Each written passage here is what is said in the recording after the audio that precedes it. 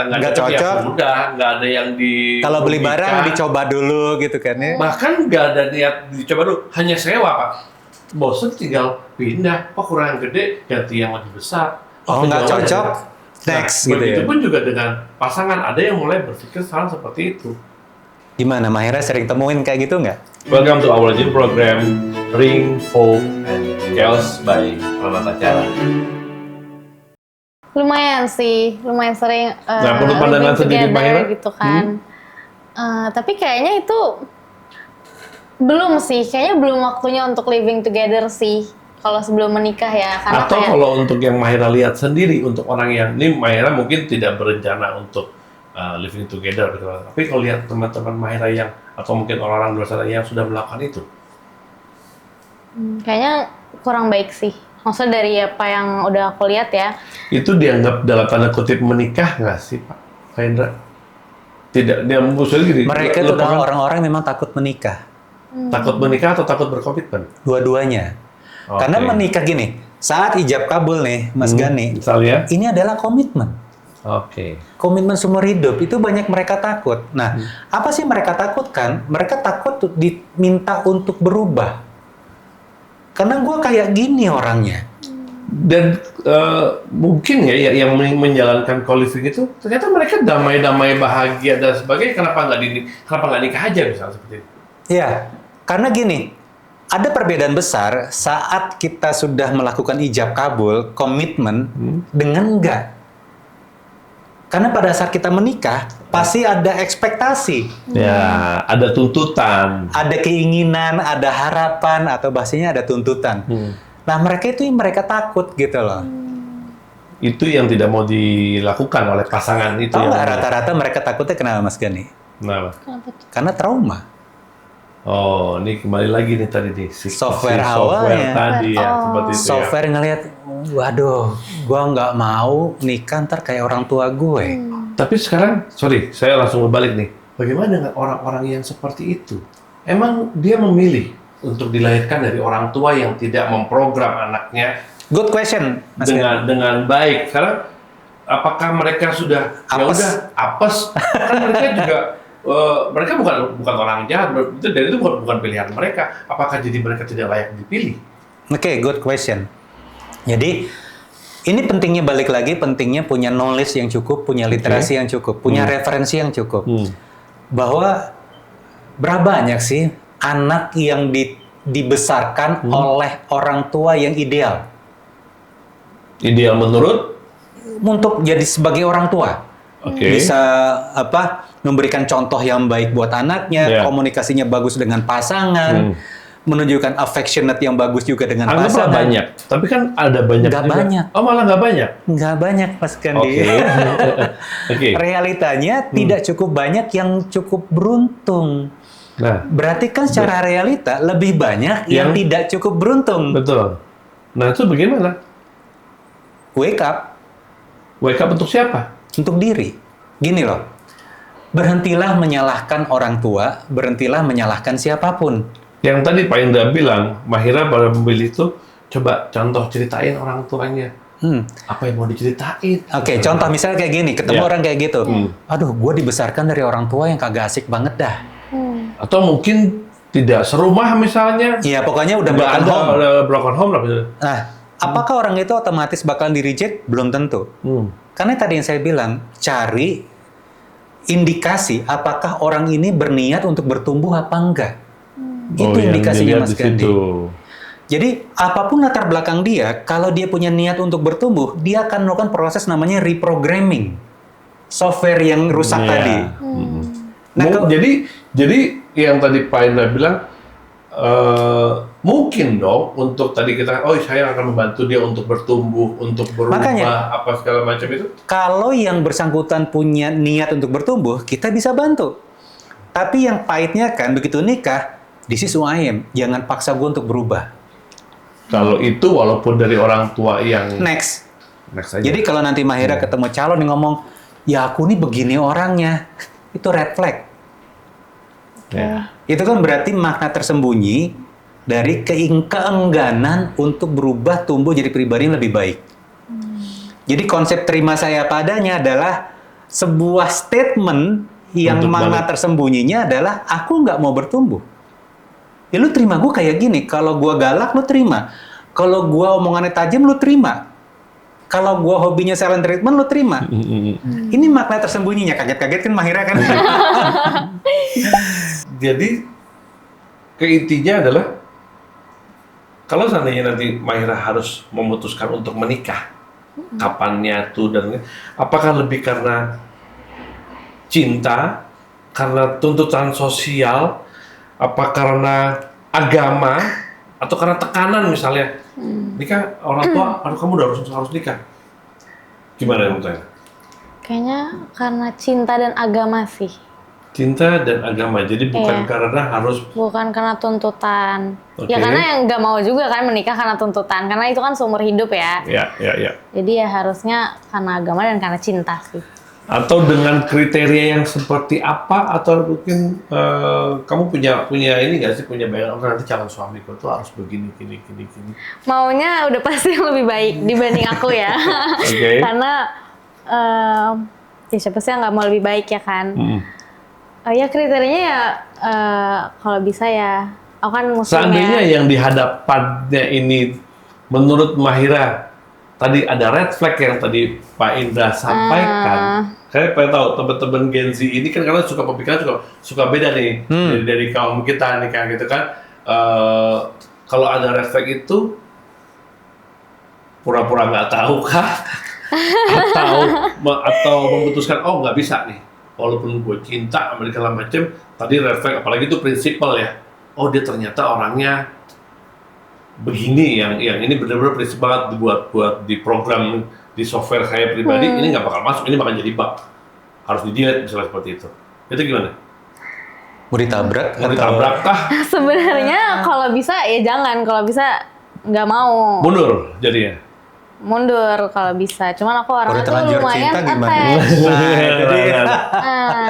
Itu agak bingung juga sih. Orang lain sebenarnya. pada melakukan hal gimana sih menurut pada kebanyakan yang Pak Indra tahu atau mungkin yang konseling ke Pak Indra, red flag itu kadang-kadang tadi karena bucin akhirnya red flag itu diabaikan. Ya, akhirnya mereka setelah menikah barulah babak belur, Mas Gandhi. Oke. Gak siap. Tadi kan nikah karena cinta. Tahukah Mahira dan teman-teman yang sedang menyimak bahwa rasa cinta tuh bisa habis? Oke. Oh ya? Waktu nikah nih Mahira punya stok cinta di sini, bener nggak? Wah banyak. Begitu konflik saldonya berkurang. Ada nggak pernikahan yang tanpa konflik? Nggak ada. Nggak ada. Gelengnya kenceng banget Mas Gandhi. 20 tahun, Pak. Ya, saldo cintanya segini nih. Begitu konflik kecil. Masalah handuk, masalah salah taruh, apa segala macam. Tuh, begitu konflik gede, bus. Jadi cinta tuh bisa habis walaupun udah nikah. Exactly. Nah, kalau udah tahu bahwa cinta tuh bisa habis, berarti kan gimana caranya saldo cintanya bisa naik lagi, bener nggak? Nabung cinta. Berarti kan kita perlu membangun ulang rasa cinta tersebut. Nah, itu hanya bisa dilakukan oleh dua orang yang sudah dewasa, Mas Gandhi. Oke. Oke. Ternyata Kedewasaan dalam arti berpikir. yang saya temukan, ternyata banyak anak-anak umur 40 tahun di dalam pernikahan. Anak-anak umur 40 tahun ya. Walaupun umurnya 40, tidak lebih dewasa daripada si Gen Z, misalnya gitu. Exactly. Oke. Jadi saat mereka menikah, ya kelakuan anak. Pokoknya aku maunya ini. Itu kan anak-anak. Iya. Padahal udah umur pernikahannya udah 20 tahun. Iya, mau 30 tahun, mau 35 tahun. Oke. Jadi ternyata umur tidak berbanding lurus dengan kedewasaan. Jadi makanya nanti nih Mahira, kalaulah saya boleh ngasih saran kepada teman-teman Gen Z dan ke Alpha dan semuanya nanti, perbanyak literasi, perbanyak referensi. Sehingga kalau kita punya banyak literasi, kita punya banyak referensi, saat sedang berhadapan dengan seseorang, oh ini nih yang bahan yang ini nih. Oh ini langsung nyala tuh alarm-alarmnya. Karena kalau enggak, kita nanti blank. Kita terjun bebas, nggak pakai parasut. Oke, yang tadi kita bahas lebih ke individual. Ya, Yang kita lihat orangnya, Mahiranya, si calonnya Mahira apa segala macam. Sejauh mana kita harus tahu dengan tadi juga yang Pak Indra bilang si softwarenya. Wih. Dia misalnya gini, softwarenya tuh yang sudah tertanam di Rekaman dia. rekamannya dia. Sekarang gimana kita harus sejauh mana kita harus memahami juga adalah si programmernya. Jadi kita Sangat. pernikahan apalagi di Indonesia ya. Betul. Mungkin kalau di dunia di budaya Barat sana menikah individual mungkin lebih mudah. Tapi di Indonesia ini kan pernikahan keluarga. Iya. Kita menikahkan dua keluarga, minimal dua keluarga kecil. Kadang-kadang sampai menikahkan dua keluarga besar. Bagaimana dengan saya cocok sama calon saya, tapi ibu saya nggak cocok. Atau sebaliknya, Mahira cocok dengan pasangannya, Mahira nggak cocok dengan Ibu. mertuanya. Iya. Sudut pandang itu, Kesini dulu nih pertanyaannya. atau ke Mahira dulu. Mahira dulu deh. ngecek sampai segitu nggak, atau bagaimana, apa yang dilakukan Mahira untuk mengetahui itu, atau kalau udah ternyata nggak cocok, gimana Mahira? Sejauh ini sih aku kalau misalkan pacaran aku pasti nyari background banget. Oke. Tadi orang tuanya, dia hubungan sama orang tuanya kayak gimana. Jadi aku tahu. Terus maksudnya ya itu penting sih menurut aku. Jadi Oke. itu juga suatu hal yang harus dipikirkan ya. Banget. Kadang-kadang ada orang yang saya tahu ya Pak Indra, mungkin kalau Pena lebih banyak lagi. Nggak sedikit pernikahan gagal bukan karena tadi naruh handuk, bukan karena selingkuh, bukan karena, banyak juga karena Mertua menantu. mertua menantu, besan dan besan, saling punya power. Kemarin kebetulan baru ikut sebuah seminar yang berbicara Bunda Eli Risman, Oke. psikolog senior. Di situ Bunda Eli Risman sampai teriak, saat nanti anak Anda menikah, bukan cuma tentang calon mantu Anda. Lu kenali siapa besan lo, calon besan lo. Betul. Karena nanti akan ada ketemu besan dengan besan. Betul. Antara mertua dengan menantu. Kalau kita tidak kenal siapa calon besan, si menantu nggak kenal siapa calon mertua, mertua juga nggak cari, ngomong-ngomong nih Mahira, jangan kaget, nanti bisa jadi, saya nggak tahu berapa banyak persentasenya, tapi cukup banyak orang tua yang belum siap melepas anaknya, Mas Gandhi. Banyak sekali itu kayaknya. Persentasenya kayaknya cukup Baru banyak. umpan lambung gue kasih. Terus kalau gitu gimana dong? Iya, nah berarti kan ini penting banget kan untuk cari tahu tentang hubungan dia dengan orang tuanya. Posisi dia tuh sebagai anak nomor berapa? Anak satu-satunya. Wah, ini sempurna nih. Mayra bilang tuh, anaknya baik sama ibunya luar biasa. Anak satu-satunya, pewaris tunggal ditambah satu lain. Tapi ternyata orang tuanya nggak bisa melepas Exactly. anak. Ini dibahas sama salah satu influencer, mungkin Zahid Samosir, pernah tahu? Nanti bisa di-follow, gue jadi promosi akunnya Zahid. Dia bikin sebuah postingan kayak gini. Salah satu indikator laki siap menikah adalah dia berani pasang badan buat istrinya. Tuh, catat Mayra, catat Mayra. Pasang badan. Di Tapi depan siapapun. Di depan siapapun termasuk ibunya. ibunya. Tapi tidak sama dengan menjadi anak durhaka. Dan ini kan butuh sebuah skill yang luar biasa kan Mas Gandhi. Iya. Nah balik lagi seperti saya bilang di awal tadi, butuh knowledge yang masif. Oke. Kayak ini sekarang Mahira udah sekolah SD, SMP, SMA, kuliah. Yang dibahas kan materi-materi tentang kerja, bisnis, bener nggak? Betul. Tapi berapa banyak knowledge yang sudah kita lakukan untuk nyiapin pernikahan? Udah berapa SKS yang diambil? Udah berapa banyak buku tentang pernikahan yang dibaca? Betul. Udah berapa banyak mentor yang didatengin? Kayaknya nggak ada Udah ya. banyak workshop yang didatengin? Zero. Ada. Berarti kan datang dengan knowledge yang nyaris nol. Ya. Satu-satunya knowledge yang mereka dapatkan adalah bagaimana orang tuanya, bener nggak? Yang belum tentu juga cocok buat dia gitu kan. Akhirnya tanpa disadari dia menggunakan orang tuanya sebagai role model. Pasangannya menggunakan orang tuanya sebagai role model. Itu kalau ideal versi masing-masing. Apa kabarnya kalau dari yang ini kakek Ya, ideal? apalagi dengan sekarang kita ngomong kita di Jakarta ya. Itu culture itu kan sangat mempengaruhi, dan di Jakarta ini multicultural banyak banget. Sama ada orang Jawa, ada orang Sunda, itu yang memprogram dengan bahasa programnya aja beda gimana. Hasilnya mungkin ya pastinya nggak semuanya sama. Bahkan sampai keyakinannya pun juga nggak sama. Sesama keyakinan aja sering terjadi perbedaan misalnya gitu. Sejauh itu kembali ke untuk memutuskan untuk menikah dengan tidak, terus apa arti itu pernikahan, ini kan sangat pegang peran ya Pak Indra. Luar biasa. Ini pentingnya kan duduk bareng sebelum menikah, pitching. Oke. Pitching apa tender? Kalau di tenderin gimana?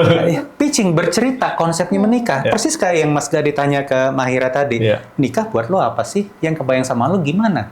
Oke, gue pengen bahagia. Bahagia yang kebayang sama lo seperti apa? Ya. Komitmen kayak apa? Oke. What kind of relationship yang mau dibangun? Kualitas komunikasi seperti apa yang mau ditumbuhkan? Itu kan banyak banget parameternya. Jadi, belum lagi ngomong, gimana konsep lo tentang mertua? Wah, kalau gue mah, yang penting keluarga kecil kita aja. Orang tua udah nggak ini. Wah, kalau dua-duanya punya konsep yang sama, insya Allah aman. Untuk dunia minimal ya. Kalau dimarahin Allah nanti itu topik yang berbeda gitu kan. Tapi untuk kalau dua-duanya punya frekuensi yang sama, insya Allah aman. Nah, yang menjadi masalah kan saat yang satu sangat care dengan orang tuanya, yang satu gue aja pengen kabur dari rumah gitu kan. Ini potensi konflik semua, Mahira. Jadi tadi ring, boss, and chaos. Nah, chaosnya lebih banyak. Nggak indah-indahnya doang gitu kan. Ya, tapi ini perlu ya, karena kan terlalu banyak kalimat-kalimat indah tentang pernikahan, tapi itu ujung-ujungnya kan kayak menjerumuskan. Tapi juga tidak artinya mendengarkan podcast kita, obrolan kita hari ini membuat orang jadi takut. Ya. Tapi yang kita harapkan adalah teman-teman jadi lebih siap. Contoh nih, Mas Gandhi, Mahira lagi pengen nyetir ke wilayah di mana udah tahu bakalan off-road. Ya siapin ban off-road. Siapin ban off-road, siapin suspensinya, bener nggak? Betul. Jangan datang ke sana pakai mobil ceper. Bujrak-bujrak, habis itu rusak gitu loh. Nah, dengan kita tahu medannya, teman-teman yang sedang menyimak podcast obrolan kita sekarang ini, saya berharap teman-teman jadi lebih nyiapin diri gitu loh. Ya. Oke, gue Penting siapin banget. diri. At least gue udah tahu punya knowledge nih. Kalau terjadi begini, gue mesti begini. Nggak kaget kan kebanyakan orang menikah kan surprise. Baru mau menjelang wedding aja, menjelang resepsi aja udah banyak drama. Bener atau bener banget Mas Gandhi? Bener banget. Bener pastinya. banget. Itu baru di urusan wedding. Belum lagi surprise-nya after wedding, bener nggak? Itu lebih gila lagi harusnya. Dan itu berjalan puluhan tahun. Apa kabarnya? Kalau yang puluhan tahun ini tidak dibekali dengan knowledge yang cukup. Boleh tahu nggak? Boleh nanya nggak? Mahira apa Mahira rasain dengerin obrolan ini barusan? Takut sih. Nah, justru goalnya bukan untuk menghadirkan rasa takut, tapi lebih kepada, oh ternyata ini ada insider information. Gue dikasih spill nih, bocoran nih, Ya. yang jarang diceritain oleh banyak orang. Oke? Ya. Bagi yang muslim, kan pasti pengen keluarganya sakinah, bener nggak? Nah, banyak orang lupa makna sakinah itu apa. Makna sakinah adalah hadirnya rasa tenang setelah badai. Ya. Berarti kan bahkan dari agama aja dia bilang, iya lo akan menikmati rasa tenang setelah ngelewatin badai. Berarti kan perlu siap ngelewatin badai, bener nggak? Sangat badai. Harus siap. Nah, berapa banyak orang yang mau menikah nyiapin, oke, gue nyiapin badai, pelampung gue punya, kompas gue jelas, engine gue punya backupnya. Kalau rusak gue tahu cara benerinnya. Nah, kebanyakan orang nih, Mas Gandhi, Mahira, saya suka ibaratkan kalau orang menikah tuh ibarat kayak lagi mendaki gunung persiapannya. Tapi persiapan di bawah adalah kayak lagi ke mall, bawanya kredit card. Nggak bawa carrier. Nah, akhirnya dengan perlengkapan kayak gitu, dia berangkat naik gunung, selesai hidup lo. Gimana nanti? Gimana ntar? Sekarang Baru kena kita lihat hujan nanti. sedikit aja Nah. udah selesai kan. Udah ada yang ngatur. Coba begitu. Emang jalannya begitu. Nah itu gimana tuh? Menyalahkan Tuhan, menyalahkan keadaan, dan sibuk mengasihani diri, bener nggak? Nah, dengan adanya bocoran-bocoran kayak gini, ayo teman-teman, Ya. bukan untuk nakut-nakutin, tapi untuk ayo siapin diri gitu loh. Bahwa apa sih kebahagiaan pendaki gunung saat ada di puncak? Bersyukurnya luar biasa. Ya Allah, keren banget pemandangannya. Karena dia Yang ada hanya lewat. orang-orang yang berani bayar harganya bisa menikmati indahnya puncak gunung tersebut. Hanya orang-orang yang berani bayar harganya untuk membangun kualitas pernikahan yang solid, yang beneran bisa merasakan indahnya itu nantinya. Bukan cuma di tataran. Oke, terima kasih Pak Indra. Nah, ini untuk ngerekap semuanya. Setelah Mahira tahu nih, ini juga mungkin mewakili teman-teman generasinya Mahira yang akan menikah ya. Ada bedanya nggak kalau setelah kita mengatakan ternyata banyak hal ya, atau mungkin Mahira sebelum ini memikirkan itu nggak sih untuk menikah? Oke, tadi Mahira bilang umur 27 yang lebih baik, pengen lebih bahagia. That's it. Kayaknya itu simple. Terus gitu tiba-tiba kan. dapat spill segini banyak Nah, gitu ya. seperti itu. yang berubah dari pemikirannya Mahira sendiri. Banyak banget sih, aku jadi tahu apa aja yang perlu disiapin sebelum benar-benar mau menikah.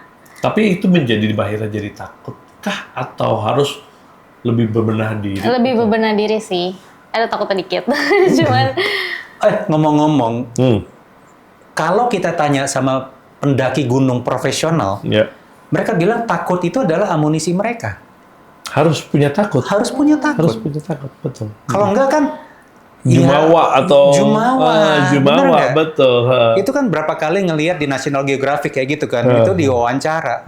Lu masih takut nggak sih naik gunung? Masih Terus yang lihat, maksud lo, ini jelas aja gue takut katanya. Makanya karena gue takut, gue melakukan persiapan. Nah, kebanyakan orang nikah takut nggak? Kagak. Gue siap untuk bahagia. Betapa kagetnya Nggak ada begitu nikah. Innalillahi wa inna ilaihi raji'un. Astagfirullah. Dia banyak zikir gitu, benar kan? Jadi mendingan dari awal kita nyiapin diri, bukan nyiapin diri untuk sengsara. Bukan itu poinnya. Bahwa ini adalah realita. Gue tidak hidup di negeri dongeng. Bahwa orang yang gue nikahin adalah orang yang punya software berbeda. Saya kan belajar kenalan sama dia. Dia pun akan belajar kenalan dengan saya. Saya belajar kenalan dengan mertua saya belajar kenalan dengan saya. Pasangan saya belajar kenalan dengan orang tua saya. Ya. Orang tua saya belajar kenalan dengan besannya. Kalau nggak punya knowledge yang cukup, kalau nggak punya sikap mental yang benar, bakal chaos total nggak itu? Oke, sekarang sedikit. Ini sebenarnya udah topik kita sebenarnya udah semua kebahas ya. Bagaimana dengan orang yang nggak punya kesempatan untuk tadi mengenal orang tua, bahkan jangan mengenal orang tua, mengenal calon pasangan kita, mengenal lingkungan mereka. Ada yang sifatnya dalam tanda kutip, misalnya dijodohkan, Ya. atau sekarang yang ta'aruf misalnya, Ya. itu waktunya sangat singkat. Ya, maksudnya saya bilang tadi, kalaupun ta'aruf, kan tadi jangan beli kucing dalam karung. Oke. Perlu pandai bertanya, terus saya bilang Mahira tadi, cari tahu. Jadi memang kayak proses seleksi karyawan. Interview dulu. Bukan karyawan ya, seleksi partner. Dicari tahu. Tapi bukan berarti harus di test case dengan co-living dulu sekian ini Enggak. Jadi yang paling benar adalah tanya konsep bahagia itu apa. Ya. Karena bahagia versi dia jangan-jangan dia nggak ngerti bahagia itu apa, benar nggak? Ya. Aku pengen bahagia, oke. Tanya lagi, visi misi lo tentang pernikahan apa? Ya. Yang lo ingin wujudkan dalam pernikahan apa? Terus Di interview aja kadang-kadang belum tentu belum tentu jawabannya. benar, apalagi kalau kita nggak interview. Iya. Contoh, ini pertanyaan paling basic Mahira, termasuk buat Mahira sendiri. Mahira kan tahu bahwa orang menikah pasti bakal ada konflik, benar? Udah punya knowledge-nya untuk ngatasi konflik? Minimal itu ya. Walaupun nggak tahu konfliknya apa. Pasti ada konflik. Iya, tapi jadi paling nggak harus tahu. Ini kan pertanyaan-pertanyaan basic banget kan Mas Gandhi, Mahira, bener nggak? Jadi dengan itu disadarkan, oh iya bener ya. Kalaupun misalnya dua-duanya ternyata bekalnya sedikit, apakah artinya nggak jadi nikah? Enggak, itu juga jawabannya. Ya.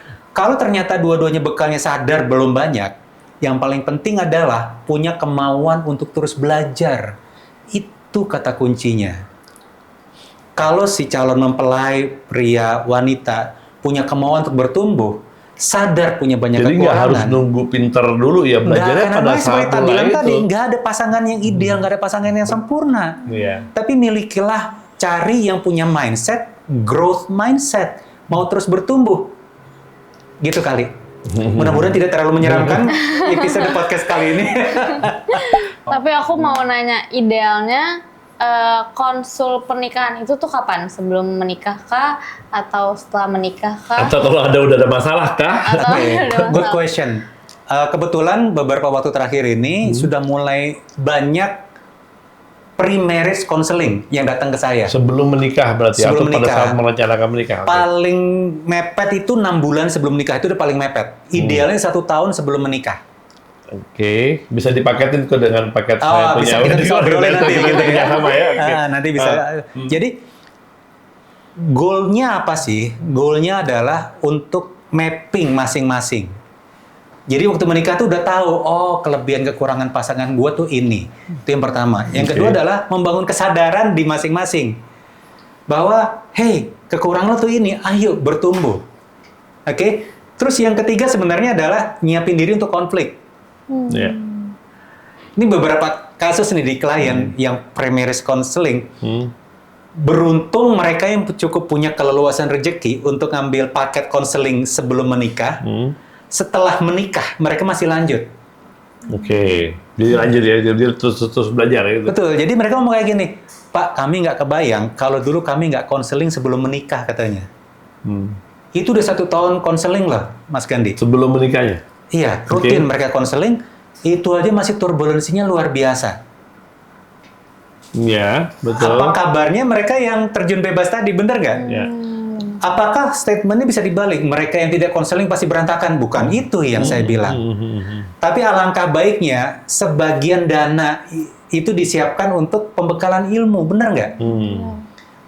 Kan mendingan ada orang pihak ketiga yang independen, objektif, berani bilang, ini kekurangan lo ini, kelebihan lo ini, kekurangan pasangan lo ini, kelebihan pasangan lo ini, bener nggak? Yeah. Siap-siap nanti, begitu lo nikah, konfliknya bakalan kayak gini. Udah dikasih bocoran, bener nggak? Yeah. Berarti yang lo perlu upgrade, ini the do's-nya, ini the don'ts-nya. Oke, nanti siap-siap, nanti calon mertua lo bakal begini-begini, lo akan ngadapi begini-begini. Udah dikasih spill banyak gitu loh. Itu aja masih banyak yang kaget.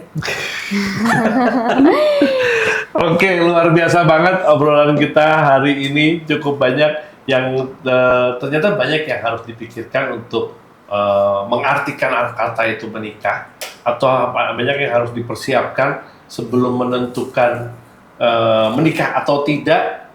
Jadi menikah itu bukan hanya kapan, bukan hanya dengan siapa, Di mana, bukan hanya di mana, bukan hanya pestanya kayak apa, nanti kita bahas tersendiri khusus dengan pesta pernikahan, kan di situ juga mulai awal-awal terjadinya keseruan. Ya, kita ngomongin keseruan Pak, bukan konfliknya. Bukan hanya itu. Jadi tadi masukan dari Pak Indra yang juga cukup lama di dunia konseling pernikahan, banyak hal yang harus dipersiapkan. Khususnya buat Mahira dan kawan-kawan ya kan. Itu. Sedikit cerita teman lagi. Konseling itu tadi kan kita ngomong bicara Indonesia ini culture-nya adalah menikah keluarga. Orang tua perlu konseling nggak? Dia juga harus punya prepare nggak? Karena Good question. peranan orang tua juga sangat penting ya, gitu ya. Kalau sampai orang tuanya berniat konseling, berbahagialah calon mempelainya. Jadi ya namanya untuk mengarungi atau mendaki gunung tadi, Betul. dia nggak sendiri. Punya tim. Punya tim, punya rombongan. Makanya saya bilang yang tadi, harus kalau dibawa. sampai orang tuanya mau konseling, sujud syukur. Beneran.